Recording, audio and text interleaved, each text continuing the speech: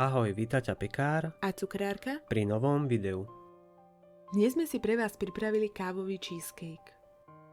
Na korpus použijem 260 g namletých bebekeksov, čo sú 2 balíky, a 250 g roztopeného masla. Dobre premiešam.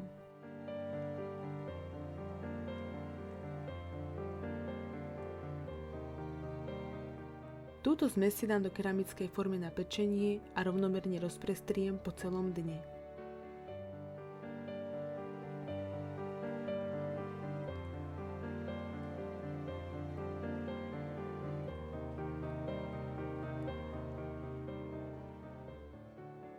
Cukrárskou žehličkou zmes ešte dobre popritláčam.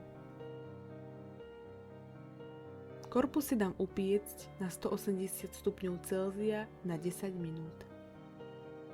Na prípravu krému som použila 500 g mascarpone, 250 g jemného tvarohu, 150 g práškového cukru, 35 g kokosovej múky, 20 g vanilínového cukru a 100 g kávového orechového masla.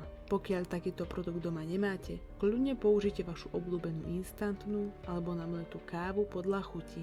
Všetko pomixujem zhruba 2-3 minútky. Na vychladený korpus si rovnomerne rozprestriem krém.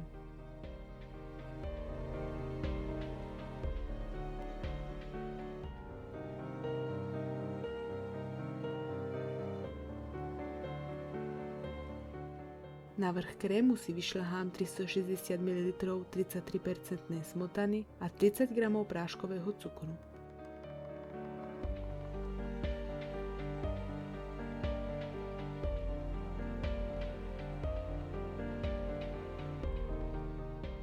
Slzičkovou špičkou si cheesecake dozdobím vyšľahanou šľahačkou.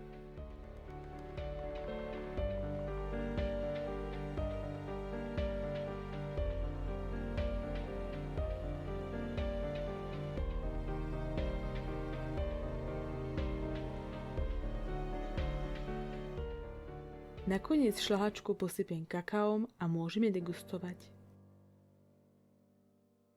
Ak sa ti video páčilo, daj odber a like.